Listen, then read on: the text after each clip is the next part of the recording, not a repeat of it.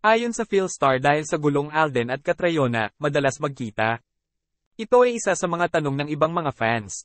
Ba't kaya sinasabing break na sina Sam Milby and Catriona Gray? Dahil kaya nakakasama ngayon ni Catriona si Alden Richards? Na ang dahilan ay ang kanilang endorsement. Napili nga sina Alden and Catriona ng Ceylon, isang kilalang brand ng gulong upang mas pagandahin ang kalidad ng buhay ng mga Filipino, para sa kanilang year-long campaign.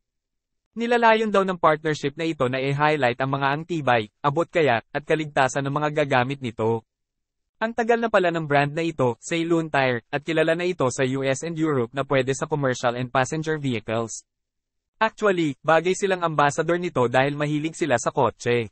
Anyway, mahirap pang unahang hiwalay na sina Catriona and Sam. Sa kasalukuyang iabala sina Catriona at Alden sa partnership nila sa Ceylon. Please don't forget to subscribe TNT Trends and to our channel, click the notification bell to notify you in our next video.